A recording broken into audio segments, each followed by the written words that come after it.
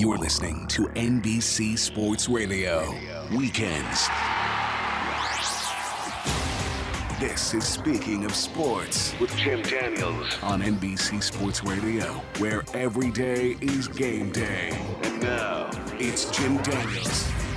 NBC Sports Radio and NBCSportsRadio.com. This is Speaking of Sports. Thanks for joining us. I'm Jim Daniels here every Sunday morning where we like to take a slightly different look at the sports world, kick the box score aside, as I like to say, and take a slightly deeper look. And as we do many Sunday mornings, we begin with the sports professor. That's Rick Horrow. Well, this guy is an author and a TV host and all kinds of stuff, but we're able to corner him on Sunday mornings. Happy Father's Day, Rick. I want to know one thing. Is the family keeping the college tuition bills away from you this weekend? Trying to as hard as I can. I'm with the family in Santa Clara after a great U.S. Open and 2 live days, 2 on TV days. And, Father's Day is great because you get to sit back and watch it and everybody kind of dotes on you, which is what you get used to 365 days a year, I would assume. Yeah, I think you got that wrong, but we'll get back to that. The Warriors, Curry and Thompson families are going to be celebrating a pretty special Father's Day this year, I would think. And in that spirit, I'd like for you, if you don't mind, to share with us some of your favorite father-son sports combos. Have you got one or two for us? Well, it's interesting because I'm in the Oakland area today, and Joe Lacob, who's the owner of the Warriors, has his son working with the Warriors. That, Curry Thompson, Lacob, his son, that's all relevant. My pick on what I really want to go with is Cal Ripken Sr. and Jr. When I was trying to bring sports to Miami and doing the Sports Authority in South Florida before the Heat came, would always go to the old Miami Stadium and watch the single A Miami Marlins, Miami Orioles, the Orioles farm team for years.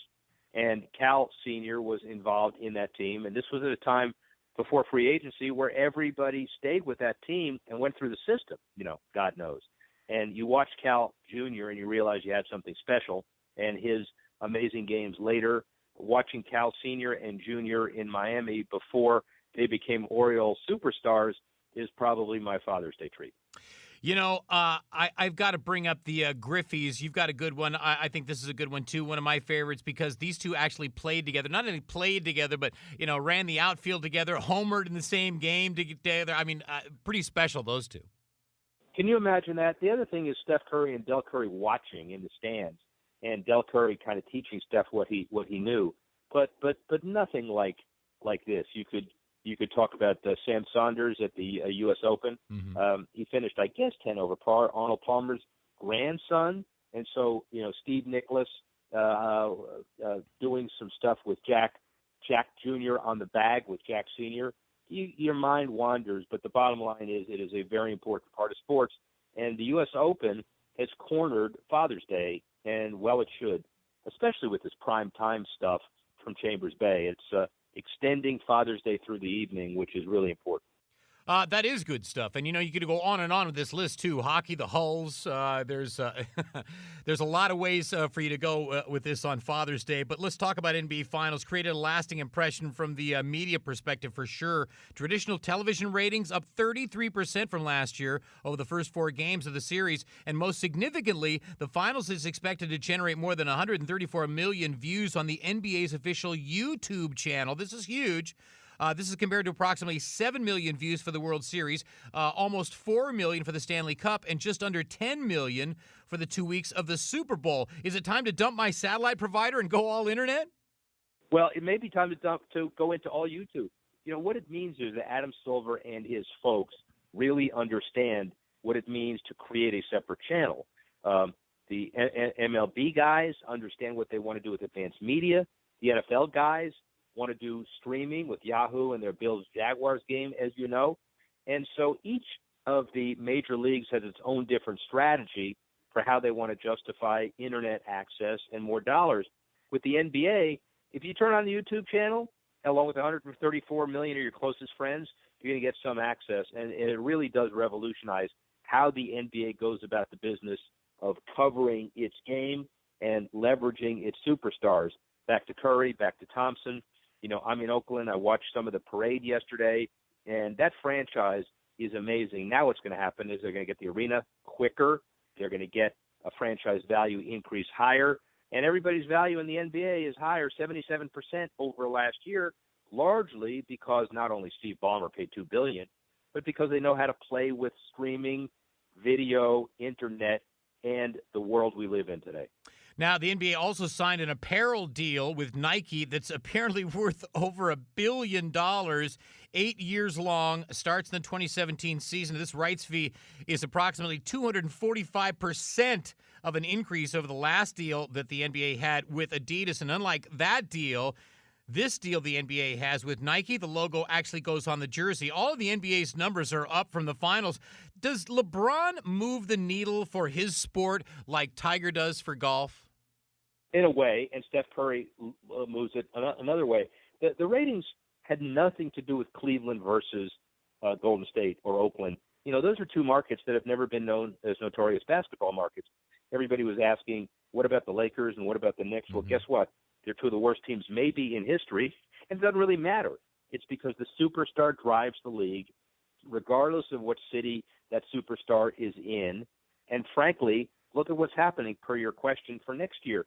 Like Nike's logo appears on game jerseys next year. They paid $1 billion for it. They're going to get $1.5 billion in revenue because of that sale, but they're clearing jersey space because next year you may see other corporate names on the jerseys. Why?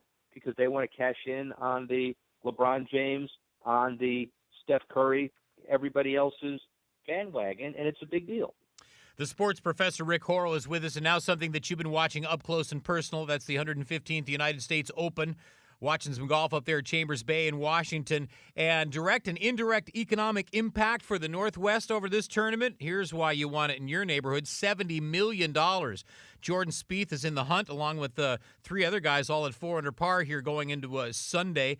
Now he's got his Masters victory close in the rear view mirror, and a partner, his Phil Mickelson, a Lagardère partner, is at the top of the ranked golfers, or the top ranked golfer in the recent Forbes survey of the world's highest paid athletes. $50 million in total money for Phil.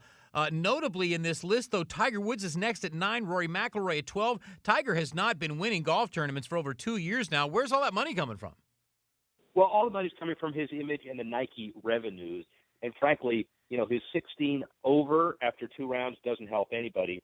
But it is interesting because the big agencies are clearly winning. You know, Lagardère's number one client, I guess you would say, is Jordan Spieth because of his potential.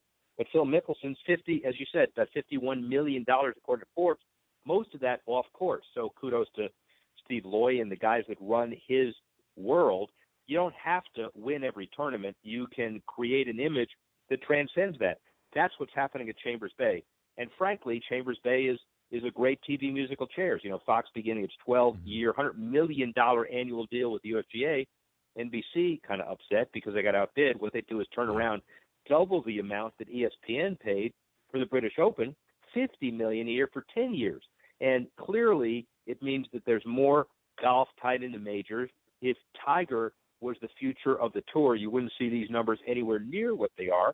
Combining Jordan Spieth, Dustin Johnson, the guys at the top, with the fact that West Coast golf means East Coast primetime ratings, and the golf industry is in good shape. Now, you mentioned NBC Sports and their deal for the British Open, $50 million a year for the next 10 years. The big winner in that deal is obviously the Golf Channel getting to broadcast the British Open to their 78 million homes. But for a sport that's fading and losing its resident superstar, is that a gamble on any level for NBC? I don't think so. If it weren't for guys like Jordan Spieth and Dustin Johnson and Jason Day's Vertigo story is great. Patrick Reed's story is great. Mm-hmm. The bottom line is Jack Nicklaus said it best a few years ago when nobody believed it because everybody thought Tiger would be the Babe Ruth of golf, and I guess he was, but then comes along the next guy, just like comes along the next guy after Tiger. Is it Jordan Spieth?